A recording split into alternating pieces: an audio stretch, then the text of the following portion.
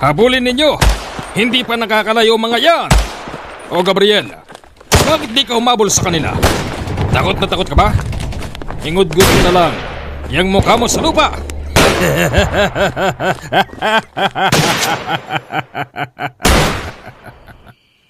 Sir, marami po sa kanila ang nalagas. Oh, alam ko yun, Gabriel. Ano yung pag-ganon mo kanina?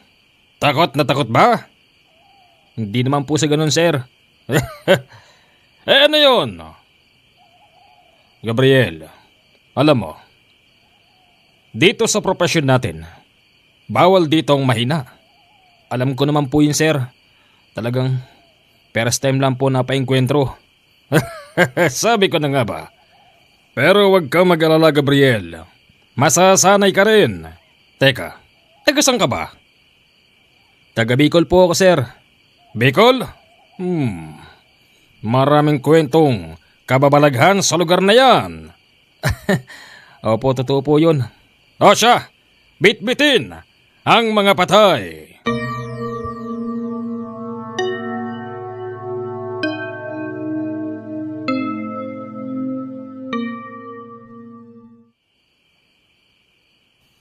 Bago natin simulan ang kwento, please paki-like naman po ng ating video. At paki-subscribe na rin sa mga bago nating taga-subaybay. Huwag kalimutan na mag-comment ng Hi Commander o kaya naman Hello Commander. Ihinahandog sa inyo ng inyong lingkod ang isang napakagandang kwento na nagmula sa isang dating sundalo na tatawagin natin sa pangalan na Gabriel. Taon ng 1991, nang maging sundalo si Gabriel. Unang destino nito sa gawin ng Mindanao. Doon niya nakilala yung tinatawag nilang si Sargento Balatan. Isang sundalong matagal na sa serbisyo. At ayon kay Gabriel, si Sargento Balatan daw ay hindi tinatalaban ng bala. Maraming beses na kasi niyang nasaksi na tinatamaan ito ng bala pero hindi talaga tinatalaban. At nung minsan pa nga, nakita niyang meron itong tama sa dibdib. Bumaon ng bahagya yung bala pero nilamon ng katawan niya yung nakabaon na bala.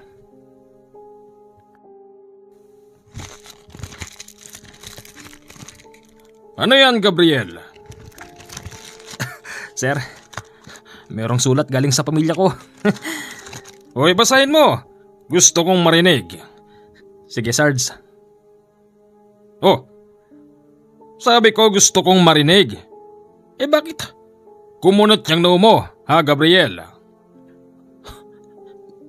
Sir. Oh. Pinapauwi ako ni inay. Ha? Oh, bakit? May nangyari ba? Sir, may nangyari daw sa bahay. May sumalaki daw dun na hindi basta-basta tao. Aswang ba yan? Siguro, hindi malino rito sa sulat eh. Sir, tulungan niyo naman po ako makakuha ng bakasyon. Huwag ka mag-alala, Gabriel. Ilalapit ko yan kay Tenyente. Kung mga 3 araw lang bibigyan ka nun, mabait naman yun eh. Salamat ho, sir. Teka nga pala, simula ba nang madestino ka rito? Meron na bang 1 taon? Meron na po. Oh, tama-tama pala eh. Hindi ka pa nakakakuha ng bakasyon magmula noon? Hindi pa po, sir. Okay, walang problema. Ilalapit kita. Salamat po, sir. Tama na pasasalamat. Magkakapatid tayo rito. Lahat tayo nagdadamayan. Ipinagpaalam siya ni Sergeant Tony Balatan. Makalipas lang ang kalahating oras, bumabalik na ito kung saan nakatayo si Gabriel. Sir, ano pong sabi? Bakit po, sir? Personal kang magpaalam. Huwag kang mag-alala, Gabriel. Sinabi ko naman na yung dahilan. Naiintindihan ka nun. Mabait naman yun. Kaya lang minsan buribot ang utak eh. Sabagay ganun talaga pag nagtagal ka rito. Sige na, huwag ka matakot. Salamat ho, Sarge. Teka nga pala. Kapag pinayagan ka, sasama ako sa'yo. Ha? Saan? Sa inyo. Matagal-tagal na rin nang huli ako nagbakasyon. Sarge, bakit po di ka umuwi sa inyo? Wala naman naghahanap sa akin. Maliban lang sa aking lolo Damian. Huwag ka mag-alala. Dadaan tayo sa inyo at sa amin para patas ang bakasyon.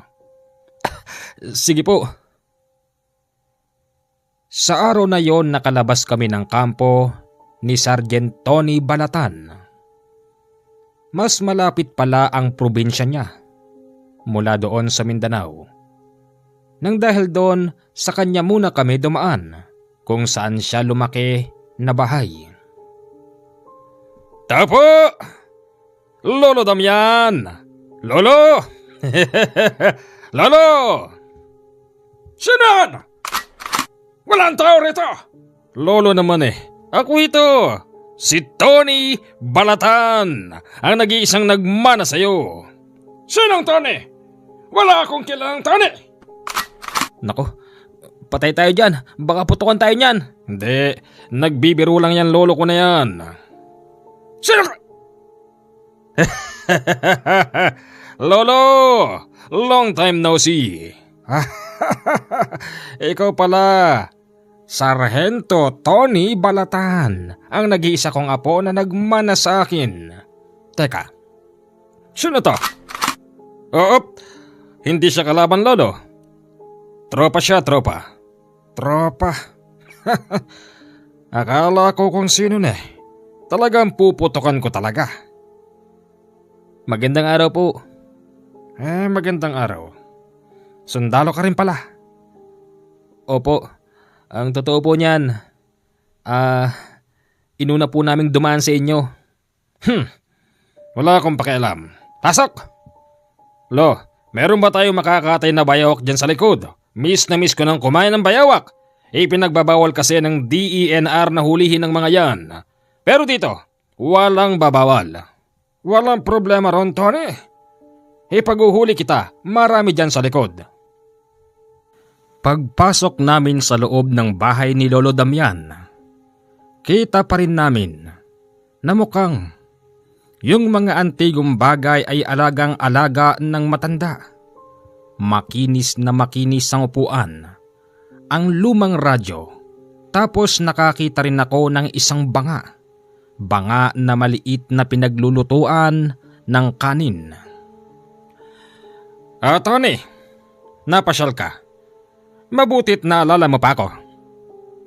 Syempre naman lolo. Bakit naman di ko kayo maalala? Kayo yata nagpalaki sa akin. Teka, ano ba problema ng kasama mo? Bakit ang layo yata ng iniisip? Lolo, ganito kasi yan. Doon sa kanila sa Bicol, may kaunting nangyari. Hoy Gabriel, kwento mo nga. Ganito po kasi yun. Nagpadala sa akin ng sulat si inay.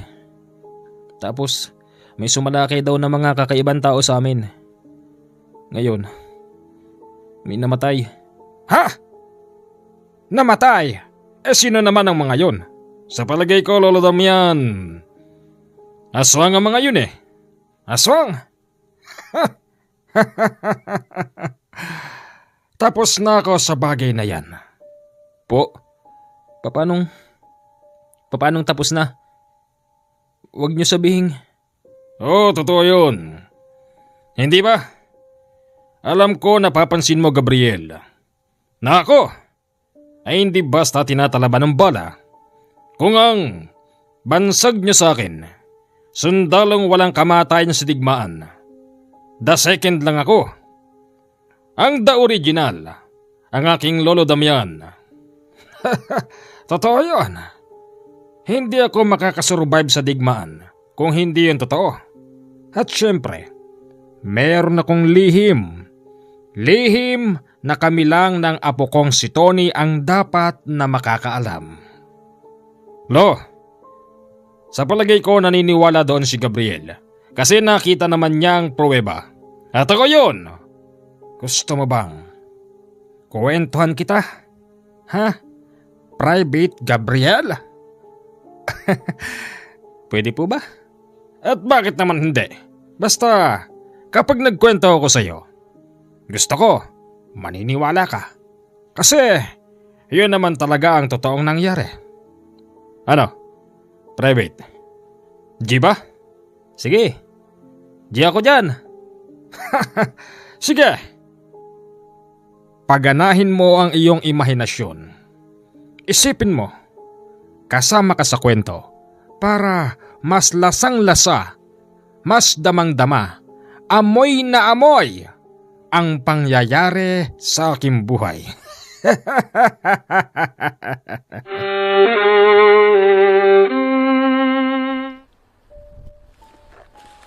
Men, manigurado kayo sa sarili nyo. Hindi basta-basta tao ang hinahanap natin. Mga taong labas na mayroon ding kaalaman pagdating sa kagubatan. Damian. Sir! Alam mo na gagawin mo. Yes, sir! Kasalukuyang sarhento noon si Lolo Damian. Nung mga panahon na ito, meron silang hinahabol na mga taong takas sa batas. Nandun sila noon sa kasulok-sulukan ng gubat sa gawin ng Davao.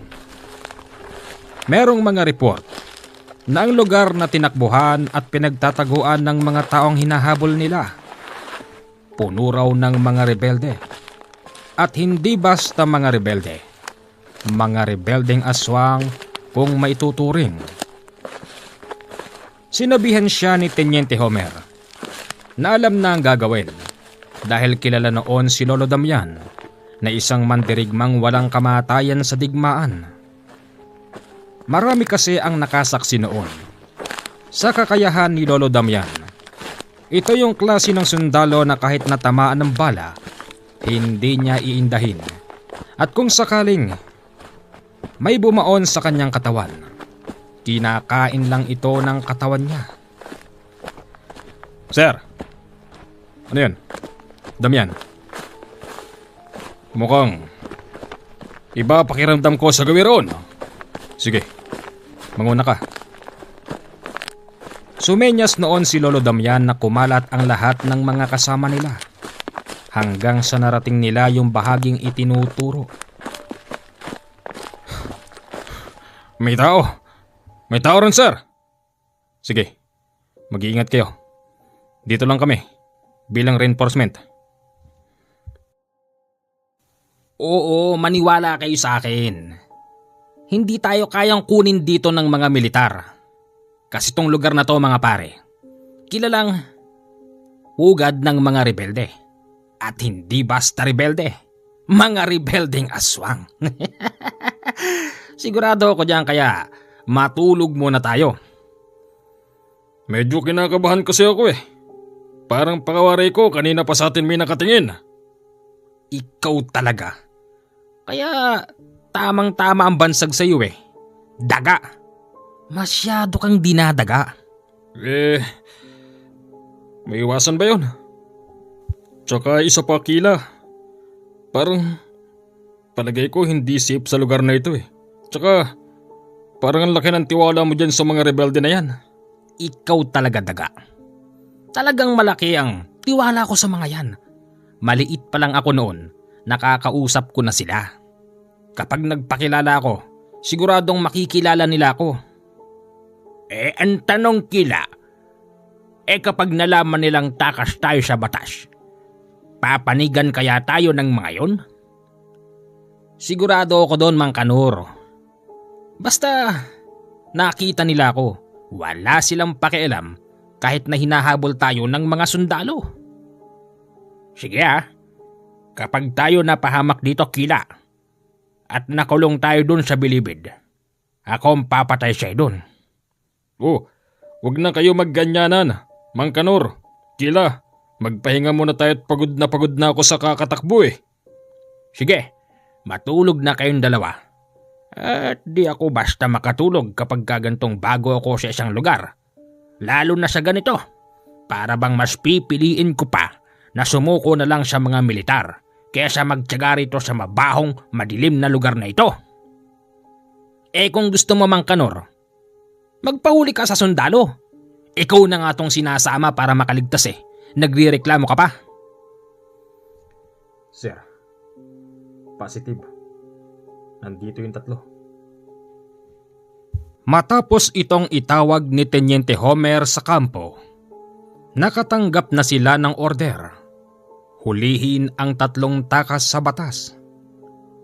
May mga baril din ng mga yon, kaya't pinasuko nila ito ng malumanay. Taas ang mga kamay! Yan na nga ba sinasabi ko, Kila? Wala akong tiwala sa lugar na ito. Mga sir, di naman kami lalaban. Oo, mga armado kami, pero nirerespeto namin kayong mga militar. Ayan na nga ba, Kila? Patay tayo! Ikaw talaga, huwag kang magpakita ng takot sa mga yan. Sir, susuko na ho ako, sir. Ako rin. Nasama lang ako rito Hindi naman talaga ako tatakas Marami pa kayong sinasabi! Dapa! Yung mga barel, huwag niyong dadamputin. Sa oras na may nakita kong kumilos ng hindi maganda, patay. At kapag may kumilos pabaligtad, patay. Yung titingin, patay. Sir! Arestihin niyo na, Damian. Yes, sir! Binitbit nila ang 3 lalaki. Nakatali ng lubid ang kamay ng mga ito, habang bitbit na pinagtutulong-tulungan ng mga sundalo. Inabot na sila ng dilim, pero hindi pa sila nakakalabas sa lugar na yun. Kaya't sinabi ni Teniente Homer na salubungin sila ng kanilang truck. Nandun na raw yung truck sa kalsada. Ang problema, napakadilim. Halos wala tayong makita. Sir, kaunting bit-bit na lang dito sa mga takas na to. Mararating na natin ang lugar na yon. Ang problema, Damian, parang palagay ko, hindi tayo basta makakarating doon. Hindi nyo ba napapansin? Kanina pa tayo paikot-ikot at palakad-lakad. Pero hindi tayo makalabas sa lintik na lugar na ito. Damian, hindi ba diyan ka magaling? Makiramdam ka sa paligid. Yes, sir! Habang namamahinga sila noon, si Lolo Damian naman ay nakaupo. Nakahawak ito sa magkabila niyang bewang, tapos nakapikit.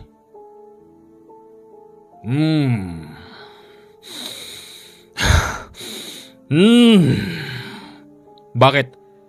Damian, anong nakikita mo? Nakikita ko! May nag-aabang sa atin na isang matinding panganib.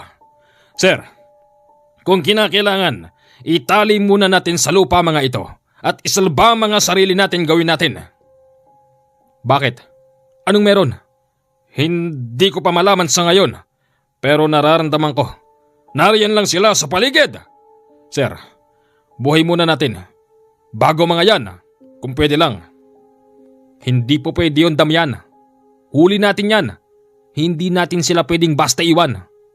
Yung nararamdaman mo na yan, hindi mo sigurado kung sino. Baka naman isang mabangis na hayop lang yan sa paligid. Tinatalaban ba yan ng bala? Sir, kung usaping tinatalaban ng bala, parehas lang kaming hindi. Kayo ang iniisip ko at ang buong tropa. Baka mamaya, ano mangyari? Ako pa ang sisihin nyo. Baka sabihin nyo na naman na pakaangkaang ako. Huwag ka mag-alala, Damian. Sa pagkakataon na ito, walang sisihan. Nagpasya na silang maglakad.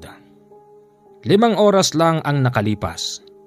Laking gulat nila dahil yung pinakamatanda sa 3 bitbit nila ay may dumagit na isang napakalaking ibon. agad yun nilipad sa taas ng puno tapos nilantakan. Kitang-kita nila kung paano pinagkakagat ng malaking ibon na merong ulo ng tao yung matandang si Kanor. Hayop ka! Bitiwan mo siya! Pinagbabaril ng mga sundalo ang malaking ibon habang ang matandang si Kanor ay nagmamakaawa. Tulungan niyo ako! Tulungan niyo ako! Hindi siya tinigilan ng mga sundalo hanggang sa bitawan ng aswang. Ang matanda pero patay na. Kalahati na lang ng ulo nito ang natira. Nawakwak din ang tiyan at mabilis na nakain ang laman loob. Men, magmadali na tayo. Oh, sige, mauna ako, sir. Nagmadali na silang makaalis sa loob ng kagubatan.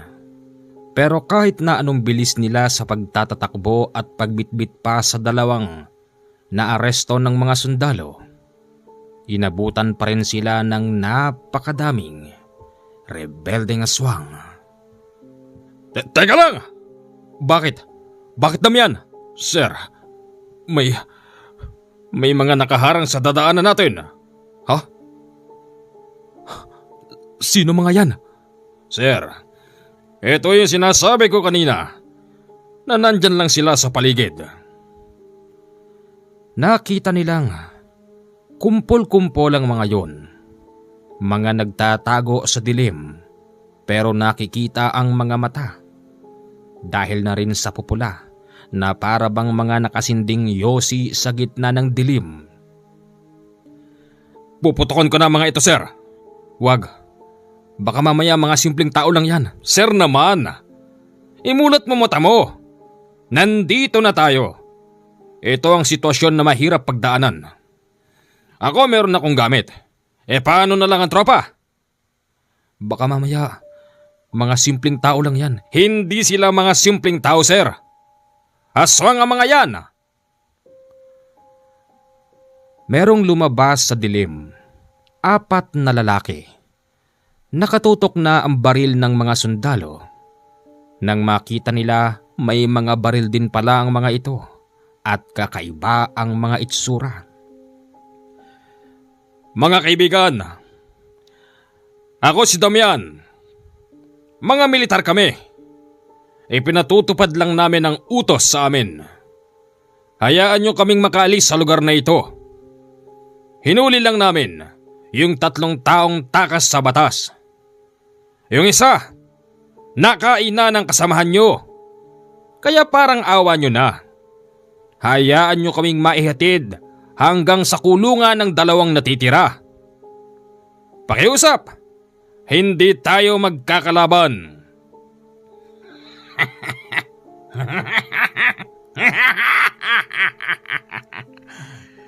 Nung pakialam namin sa pinatutupad ninyo. Shh! Ako? Mataba ka ng kaunti. Sa palagay ko, masarap ang iyong laman. Homer, kapag lumapit pa isang yon, gamitin mo na yung abilidad mo. Yes, sir. Anong pinagbubulungan yung 2? Ibigay nyo sa amin ang pagkain at makakaalis kayo rito nang hindi ginagalaw. Sandali lang, kaibigan. Ako opisyal dito. Ako kausapin mo. Bakit? At anong pag-uusapan natin? Kaibigan, sa tingin mo ba papayag kami na ibigay sa iyo yung huli namin? Sa palagay mo ba, nang makita naming dinagit ng kasama ninyo, yung isang matandang huli namin, papayag pa ba kami na may malagas sa amin o makuha sa 2 pang natitirang huli? Mga sundalo kami, nagpapatupad lang kami ng batas. Ngayon, kung pipilitin nyo kami, walang problema. Handa kaming pumatay at mamatay. Ganun ba? Kayo naman kasing mga sundalo, hindi kayo marunong makisama. Pagkain lang ang hinihingi namin. Nagdadamot pa kayo. Aba natural, ano tingin nyo sa amin, mga baboy? Tumpak! Tama ka ng sinabi ron, Tenyente. Kayong mga tao, pagkain lang ang tingin namin sa inyo. Hinahayaan namin kayong dumami. At kapag dumami na kayo, namimili na lang kami ng swak sa panglasa namin. Ano ngayon kung mga sundalo kayo? Ano kung meron kayong mga baril? Meron din kami niyan at ginagamit namin to para mabilis kaming makakuha ng pagkain. Ngayon, Tenyente, kung gusto mo magkasubukan tayo, magpakitahan tayo ng puwersa. Damian. Sir. Talagang papalag tong mga to. Oo, sir. Ngayong meron silang pagkakataon makadampot ng pagkain, hindi sila basta papayag na wala silang pakikinabangan sa atin. Sir, sabihin mo lang, haharapin ko lahat ng mga yan. Sige, mag-iiwan ako ng mga kasama mo at mauna na kami. Sir, walang aalis. Bakit? Sir, delikado kayo pag napahiwalay kayo sa akin. Tama na, paututan. Simulan na natin ang laban. Kasasabi pa lang nung pangit na lalaki, agad nilang pinutukan ang nasa harapan. Si Lolo Damian ang nasa harap at sinalo nito ang lahat ng bala. Mahigit 1 minuto rin siyang pinapuputukan ng mga ito. At naging para siyang human shield ng mga kasamahan niyang sundalo. Damian, ayos ka lang?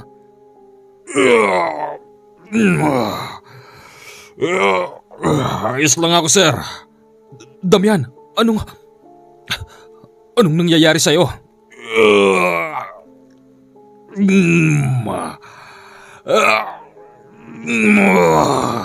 Tumakas na kayo. Ako nang bahala sa mga ito. Nakita ng mga aswang. Nabuhay pa rin ang sundalong tinamaan ng bala. Tapos, yung mga tama sa katawan niya ay naghihilom. At yung mga bala ay nilalamon ng katawan niya.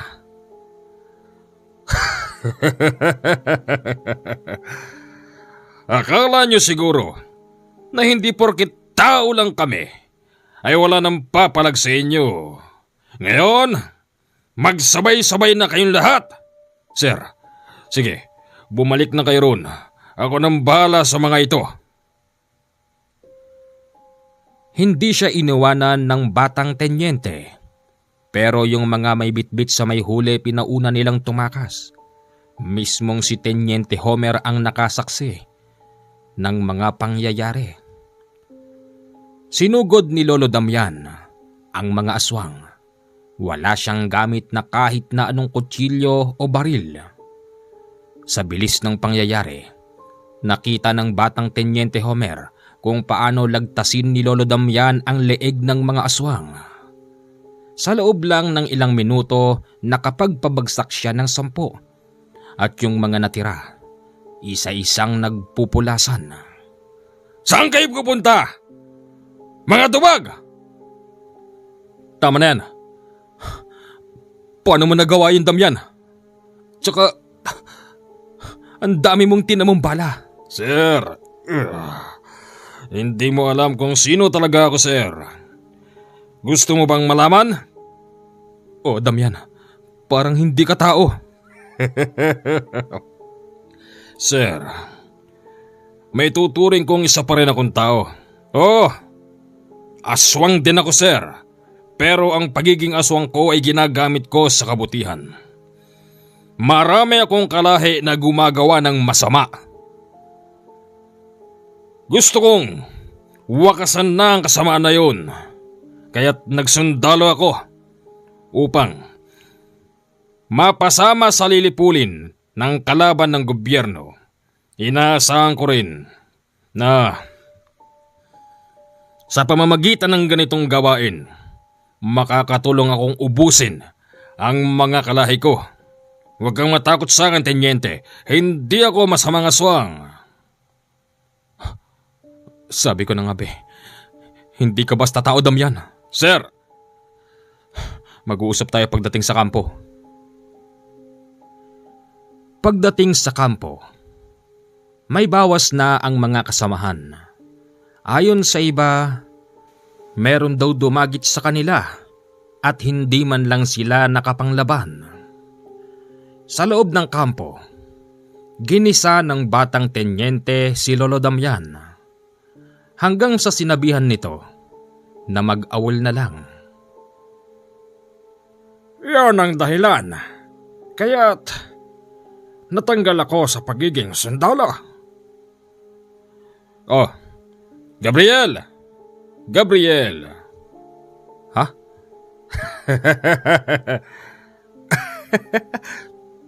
Totoo ba yon? Totoo yun. At katulad ng narinig mo, Ako ang nag-iisang nagmana kay Lolo Damian. Ngayon, hindi ka naniniwala. Totoo ba yan, Sarge? Aswang ka din? Oo. Pinakita ko sa iyo ang totoo.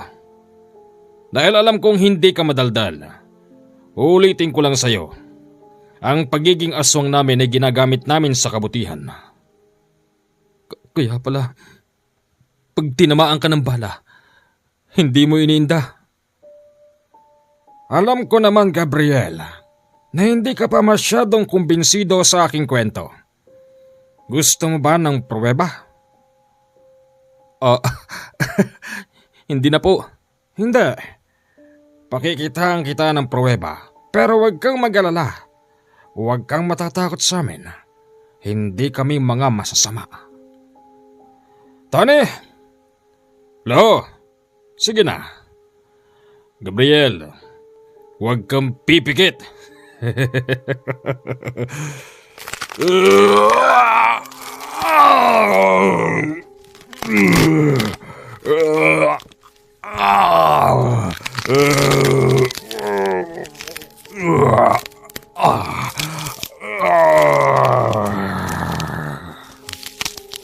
Gabriel, ito ang totoong pagkatao namin ni Lolo Damian. Sir, totoo nga. Totoo. Kaya kami hindi namamatay sa loob ng digmaan. Dahil sa ganito naming kakayanan, ulitin ko sa iyo, Gabriel, ginagamit namin ito sa kabutihan. Unti-unti ring nagbalik sa dati si Sergeant Tony Balatan. Mula sa pagiging aswang, naging normal ang itsura nito. Huwag ka matakot. Normal din kami. Tao rin kami. At tumutulong sa bayan para masawata ang mga kalahi namin. Kaya nga't magmula nang ako'y maging sundalo. Na-request ko talaga na dyan sa gawin na yan ako i-assign. Kasi alam kong marami pa kaming kalahi dyan na nabubuhay. Pero, yun bang mga kalahi nyo? Kumakain pa rin ba sila ng hilaw na laman? Paano yung mga nagbago? Kapag alam naming hindi sila kumakain ng hilaw na laman, makakasundo namin sila. Pero, yung mga kumakain ng hilaw na laman ay pinapatay din namin noon. Tony, sasama ako. Saan, Lolo? Sasama ako sa iyo sa pag-uwi sa kanila. Sinasabi ko na nga kapag nalaman nyo ang kwento ni Gabriel, patungkol sa mga sumugod sa kanilang bahay, sasama ka rin, Lolo, dahil sa kagustuhan mong ubusin na ang mga kalahi nating masasama. Gabriel, pwede ba kaming sumama? Gabriel! Sarge, oo naman. Sige. Sa totoo lang, may pag-aalangan si Gabriel na isama si Tony at si Lolo Damian pauwi sa kanila sa Bicol. Ganun pa man wala siyang nagawa dahil nagpumilit ang maglolo. Mula dun sa lugar nila Lolo Damian, halos mahigit isang araw pa ang biyahe. Pagdating sa bahay nila Gabriel, nang lumo siya sa kanyang nakita dahil yung bahay nila halatamong niransak ng kung sino. Yung mga magulang niya kasalukuyang nakatira lang sa kanilang mga kamag-anak. Tapos ang mga kapatid. Nay, eto na po ako, Nay. Gabriel? Si Tay. Andoon sa loob. Doon nalaman ni Gabriel ang naging dahilan kung bakit pinasok sila ng mga kakaibang lalaki. Ayon sa tatay nito, meron daw siyang ninakaw na isang mahalagang bagay. Akala noon ng tatay niya ay isang simpleng bato lang. Ganito ang pagkakakwento ng tatay niya. Isa itong construction worker at nagtatayo sila ng isang malaking safe house sa kagubatan. Unang araw pa lang daw nila doon, nakakita sila ng kung sinong taong kanina pa nagmamatsyag sa kanila. Nilapitan yon ng tatay ni Gabriel. Nakipagkwentuhan, suminde ng tabako habang nagpapaypay sa ilalim ng puno. Sa hindi inaasahang pagkakataon, meron batong nahulog mula sa dibdib ng lalaki. Hindi yun napansin ng lalaki, kaya't dinampot niya yun. Tay, yung mutya mo, Tay. Kinuha nung nagko-construction, Tay. Manong, akin na yan. Itinatanggi ito ng tatay ni Gabriel. Pero dahil na rin sa bata, pilit niyang sinasabing wala siyang nakuha. Kung hindi mo yan bibigay sa akin, wala naman problema. Sige. Umalis sa lilim yung tatay ni Gabriel. Pero para bang tinandaan siya nung lalaking nanonood. Kinagabihan, hindi raw bababa sa 5 lalaki ang sumugod sa kanilang bahay. Mabuti na nga lang daw at hindi sila pinagpapapatay. May hinahanap daw ang mga yon, yung batong napaka-importante.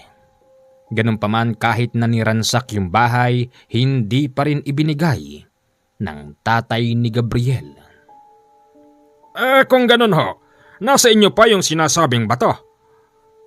Nandito ho sa akin. Pwede ho bang makita? Nang ipakita ito ng tatay ni Gabriel, natuwa ang matandang damyan. Tay! Bertud ba yan, Tay? Hindi ito basta bertud lang, Tony. Maraming kayang gawin ng batong ito.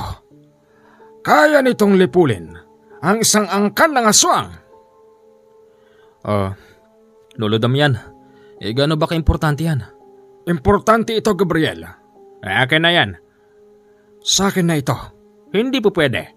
Palagay ko pwede ko yan ibenta ng mahal. Aba, hindi ito nabebenta, hindi ito ginto, hindi ito diamond.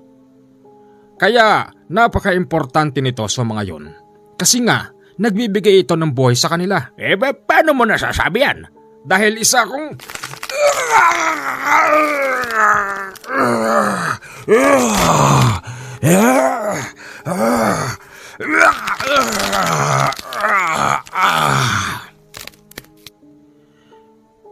Nagpalit ng anyo si Lolo Damian. Nang dahil doon takot na takot ang mga tao sa loob. Pero pinaliwanag ni Tony Balatan na walang masasaktan sa kanila. Basta't huwag lang pilit na kuhanin ang importanteng bato na yun. Huwag kayo maglala, hindi kami masama. Ano ba ito, Gabriel? Ba't nagsasama ka ng demonyo rito sa bahay? Tay, kalma lang kayo. Hindi sila na nga ano. Paanong hindi? Ganyan yung mga taong sumugod dito sa atin. Mabuti nga't di kami sinaktan. Huwag kayong mag-alala at walang masasaktan sa inyo. Maniwala lang ho kayo sa amin. Maniwala po kayo dyan. Habang hawak-hawak ni Lolo Damian ang nasabing bato, kitang-kita ni Gabriel kung paano ito lunukin ng matanda. Matapos niya itong lunukin, bigla na lang itong luminga sa kaliwa. Merong bukas na bintana doon. Mabilis yun pinasok ni Lolo Damian. Paglabas niya, nakakita sila ng bit-bit ng matandang Damian. Isang payat na lalaking nangangalumata may mahabang buhok tapos may itim na pangangatawan. Sa harapan mismo ng pamilya ni Gabriel, winasak nito ang katawan ng lalaki at sinabing, Akala mo siguro hindi ko nararamdaman na nariyan ka. Kung hindi kami dumating, siguradong kanina niyo pa pinagpapapatay ang pamilyang ito. Matapos patayin ni Lolo Damian, yung lalaking iyon sinabing aswang daw ang mga ito. Hindi nagtagal, may mga nagsigsilabasan sa paligid. Nasa 10 lalaki yon, na halos nasa matitinong itsura naman. Huwag kayong lalapit. Magkakalahi tayo, pero di hamak na mas malakas kami kesa sa inyo. Ang lalapit mamamatay. Nasisiguro ko yan. Sarge, mga tao sila. Hindi sila mga tao, Gabriel. Aswang ang mga ito. Maniwala ka sa akin. Isa roon ang lumapit. Nagmamakaawa ito na ibalik na ang napaka-importanting bato. Ayon doon, yun daw ay magsasalba sa mga kalahi nilang nagbago, na sa ngayon ay meron ng mga malulubhang karamdaman. Pero kahit na anong pakikiusap ang ginawa ng lalaki, nagmamatigas si Lolo Damian. Tapos gusto pa niyang patayin yung mga lalaki. Mga masasama kayo! Alam namin yan. Kaya mamamatay kayo. Ngayon daan! Wag po. Hindi ho kami masasama. Una pa lang alam namin na mga kalahi namin kayo. Ako ho ang nagmamayari ng bato na yan. Kailangan namin yan para sa mga kalahi nating may karamdaman na nagbago na. Parang awan nyo na po. Ako po'y lumuluhod sa inyong harapan. Ibalik nyo ho sa amin ang batong yan. Matagal na ho kami nagbago. Ganun ba? Lumapit ang isang lalaki kasi akala nila iaabot na yon ni Lolo Damian. Pero laking gulat ng mga tao sa loob nang biglang lagtasin nito ang leeg ng lalaki. Anong ginawa mo, Lolo Damian? Hindi tayo pwedeng magtiwala sa kanila. Hindi! Umalis na lang ang mga yon na merong luha sa mga mata at binitbit din ang mga kalahi nilang namatay. O Gabriel, nakita mo na? Kaya gusto naming sumamin lolo dahil nga sa ganyang sitwasyon. Hindi tayo pwedeng magpadala sa awa sa mga yan. Pero Sarge, parang naintindihan ko ang side nila. Oo, niransak nila bahay namin dahil lang sa, ewan ko ba kung anong klaseng bato yan, kung gaano ba kahalaga yan. Pero kahit isa sa pamilya ko walang sinaktan. Sarge, pwede bang sabihin mo naman kay Lolo Damian, isuli na yung mga bato na yan. Sa nakikita ko sa mga yun, mabait naman sila eh. Hindi po pwede. Magmula nang mapasakin ito, mas lalong lumakas ang aking pangangatawan. Parang pakawari ko bumalik ako sa pagiging teenager. Tony, huwag ka nang bumalik sa serbisyo. Papatay tayo ng mga kalahi natin. Ubusin natin silang lahat. Sige lolo. Gabriel, ikinalulungkot ko pero ikaw na lang ang babalik at magre-report sa kampo. Ikaw? Iawol nila ako. Walang problema sa akin yun. Dahil para sa akin, mas malaki ang may aambag ko ngayong napasa amin ang batong ito at mas marami kaming mapapatay ng mga kalahi namin. Nagtagal pa sila doon ng buong maghapon. Tapos ang usapan, kinabukasan aalis na ang maglolo. Bubukod sana sa kanila noon si Gabriel dahil magkaiba ng linya yung daan. Sige Sarge, ako nang bahala. Sabihin mo kay Tenyente, iawol niya na ako. Bakit kasi kailangan mong mas piliin ng ganyan? Hindi ba pwedeng? Hindi po pwede. Magkasama pa rin silang umalis sa bahay na yon. Siguro mga 8:00 yon ng gabi. Pagdating sa terminal, magkaiba sila ng sinakyan. Ang problema, yung maglolo, pagdating sa kagubatan ng sinasakyan nila, nakaramdam sila ng kakaiba. Kaya't pinahinto yung sinasakyan at bumaba ang maglolo. Sigurado ka ba, Lo? Meron tayong mga kalahi rito sa lugar na ito. Meron, Tony. Doon ko nararamdaman. Ngayon, humanda sila sa atin. Ubusin natin ang mga kalahi natin, Tony. Sige, Lo. Payag ako dyan. Nandun din pala si Gabriel. Sinundan silang maglolo upang alamin ang susunod na hakbang. Narating ng maglolo yung isang komunidad na purong kubo yung mga bahay. Siguro hindi bababa sa 20 mga kubo roon. Pagdating doon, nakita ng maglolo na para bang may nagpupulong. Nakakita sila ng lalaking tila ba namumuno sa mga taga roon. Abalo, parang meron yatang meeting de avance rito. Shh! Mga kalahi natin ang mga yan. Ramdam mo ba? Oo naman. Ramdam na ramdam ko. Ikinagagalak ko po ang inyong pagbabagong buhay. Masayang masaya po ako dahil isang dekada na kayong nagbago. Nang dahil doon, regular ko kayong dadalawin at aalamin kakamustahin kung ano na ba kayo rito, kung anong problema nyo at kung anong pangangailangan ninyo. Maraming salamat po. Lalo na po sa inyo, Apo. Oh? Sino yung lalaking nakasandang puti na yun? Sarge. Ha? Gabriel? Bakit nandito ka? Sarge, gusto ko pa rin isama kang ibalik dun eh. Lintik, baka maawal ka rin. Hindi siguro, Sarge.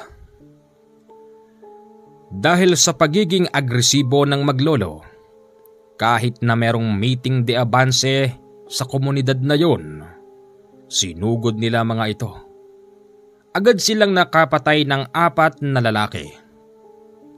Yung namang nagsasalita, nagalit sa kanila at sinabing, Nagbabago na sila rito. Hindi nyo kailangan manghimasok para pagpapatayin ng mga tao rito. Mga aswang sila! Kaya dapat lang silang mamatay. Sinasabi mo ba sa akin na dapat ka ring mamatay? Dahil isa ka ring aswang? Oo, nakikita ko layunin ninyo. Gusto nyong ubusin ang lahi nyo. Pero mali ang pamamaraan nyo. Hindi nyo dapat idamay yung mga kaparehas nyong nagbabagong buhay. Wala ng pero! Mabilis nagpalit ng anyo si Damian. Ganon din naman si Tony. Pero hindi nakaporma si Lolo Damian. Kasi bago pa man makumpleto ang itsura nito, tinamaan siya ng sibat. Nang tamaan si Lolo Damian, laking gulat ni Gabriel dahil bigla itong naging abo sa harapan niya. Linga ng linga noon si Tony. Hinahanap nito kung saan nanggagaling ang sibat na yun. Saan nanggaling yun? Ayip ka! Anong klaseng tao ka? Bakit mo ginawang abo ang mahal kong lolo? Pasensya ka na. Kung hindi ko yung gagawin, hindi kayo maglulubay. Oo, magandang hangarin ninyo. Pero hindi dapat lahat dinadamay ninyo. Akala mo ba, dahil lang sa batong yon magiging malakas ang ama mo? Oo. Lalo na kung kalaban ninyo kaparehas ninyo. Malas mo. Malas din ang lolo mo. Dahil si Nolesto ang nasa harapan ninyo. Ha? Hindi kita kilala. Umalis ka na. Kung gusto mong mabuhay pa. Alis! Sige. Umalis noon si Sergeant Tony Balatan. Kasama nito si Gabriel. Habang sila'y naglalakad papaalis sa lugar na yon, kita ni Gabriel ang pagtulo ng luha ni Tony.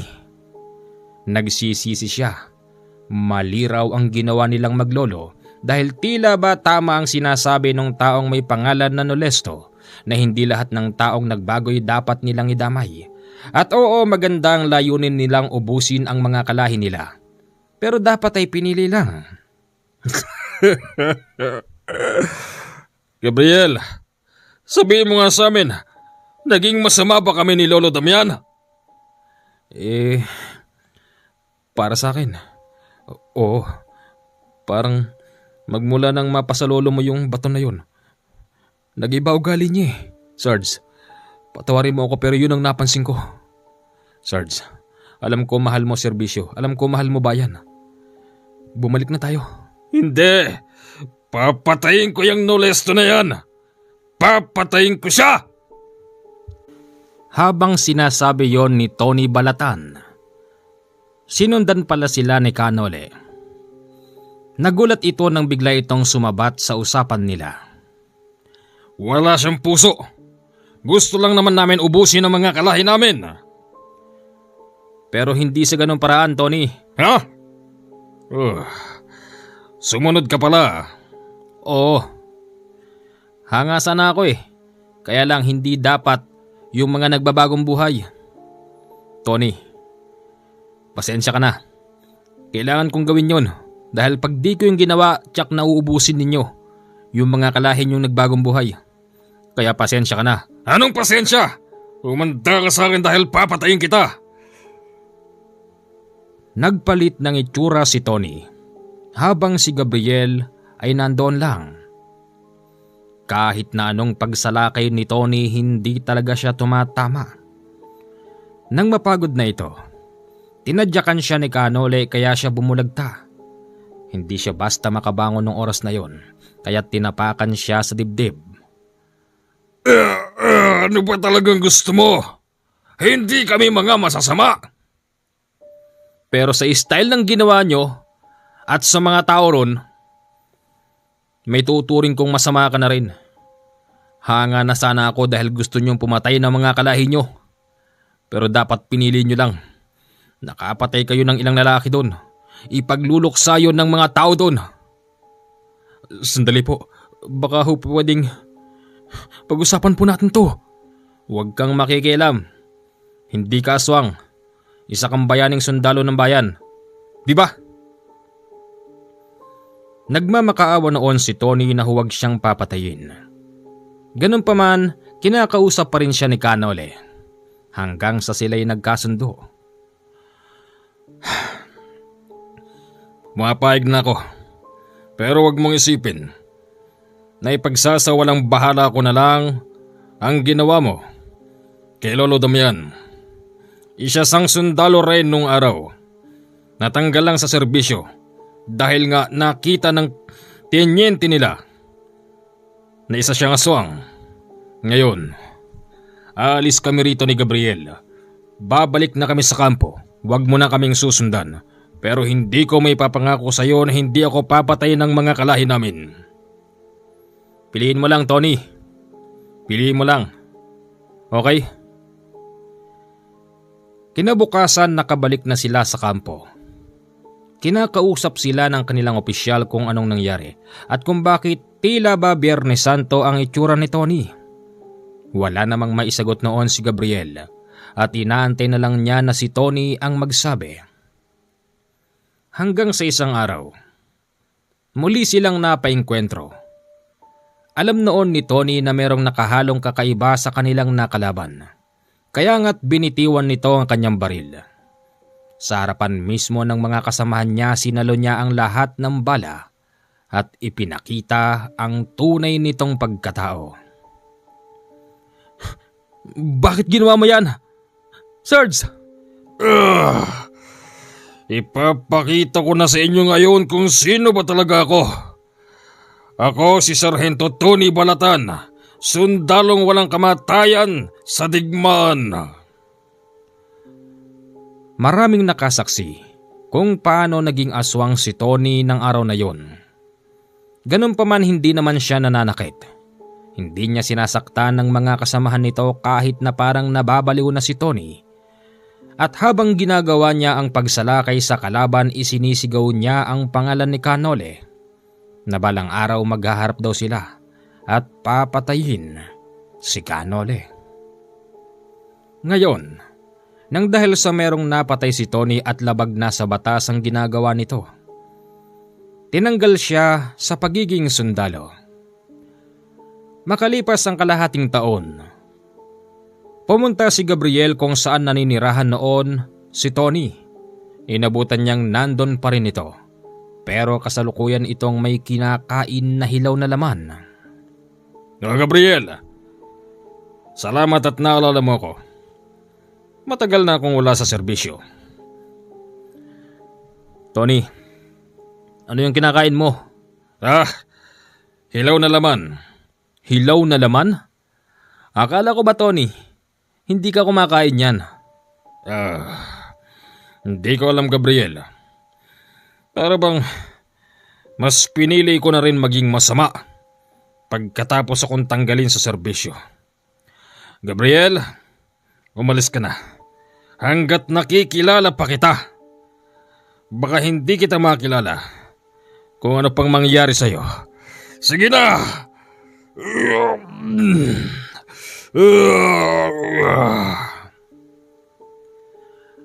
Unti-unting nagpapalit ng anyo si Tony, habang si Gabriel ay napanganga at napatulala.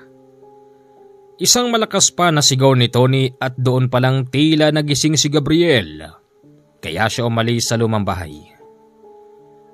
Yun palang araw na yun, malalaman din ni Gabriel sa mga tao doon na merong problema sa aswang sa kanilang baryo kasi narinig niya ang bulong-bulungan sa sakayan ng tricycle. Napaisip noon si Gabriel na hindi kaya't si Tony ang gumagawa nun. "Mama, pakihinto po!" Hininto siya ng tricycle at bumalik siya kung nasaan si Tony. Sinabi niya rito na kapag hindi siya nagbagong buhay, isusumbong siya kay Nolesto. Natawa naman noon si Tony at sinabi pang yun nga ang gusto niyang mangyari. Yun ang gusto ko mangyari! Magkaharap kaming muli ni Nolesto! Pero Tony, akala ko ang layunin mo ubusin ang mga kalahi mo. Pero bakit nagbalik ka sa pagiging ganyan? Isa kang matapang at magiting na sundalo. Maraming beses mo nang sinalba buhay ko at ng mga kasamahan natin. Pero Tony, paano ka umabot sa ganyan? Paano? Wala ka nang pakialam.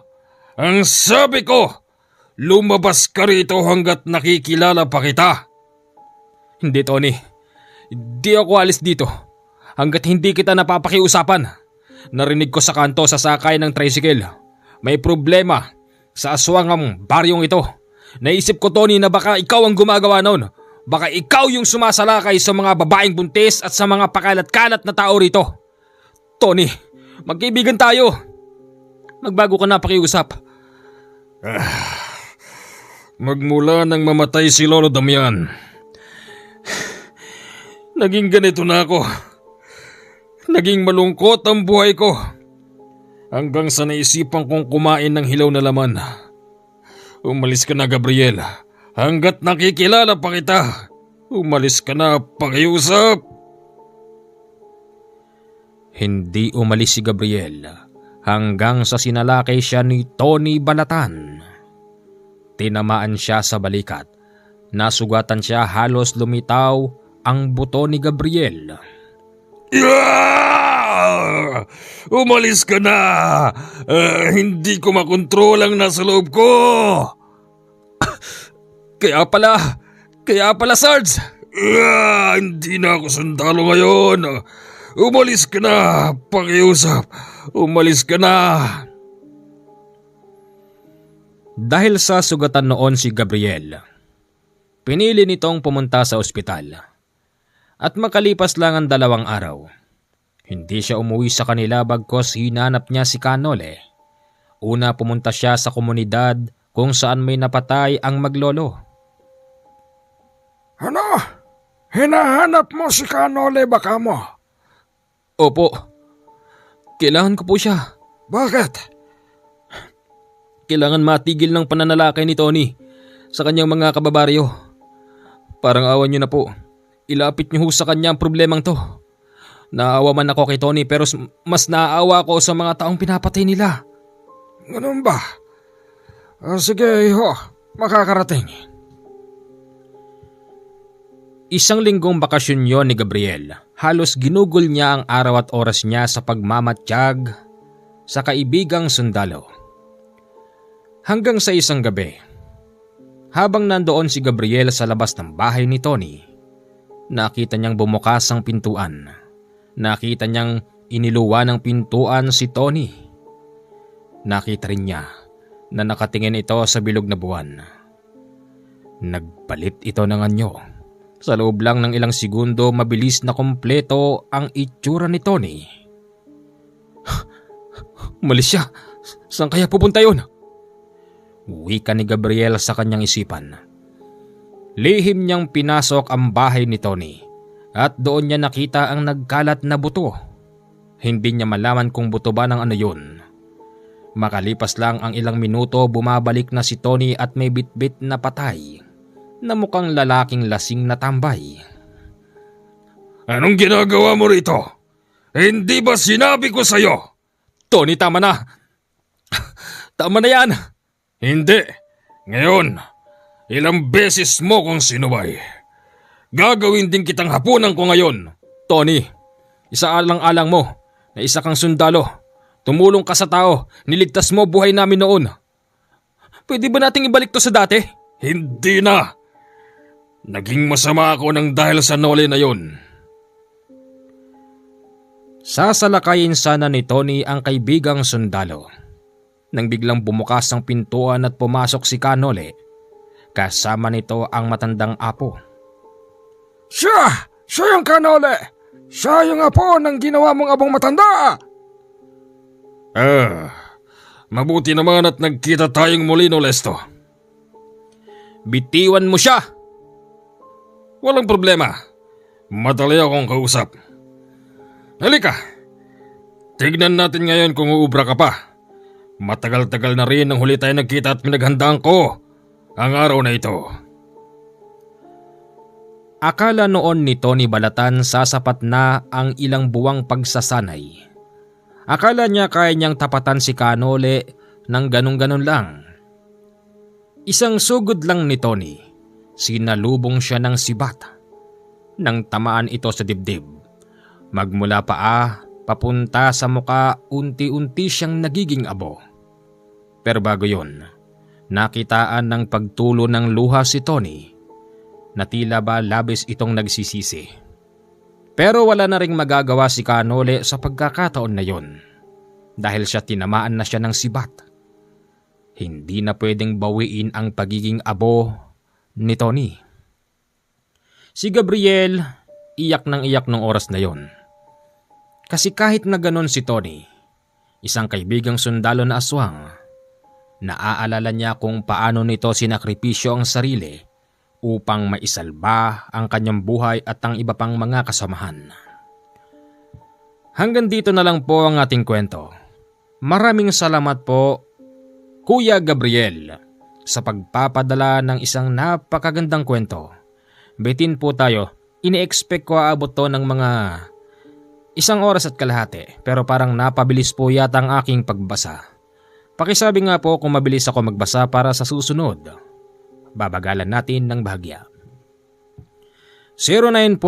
0948-5230-887. Yan po ang aking Viber at WhatsApp account. Diyan nyo lang po ako maaaring kontakin. Salamat po at magandang gabi.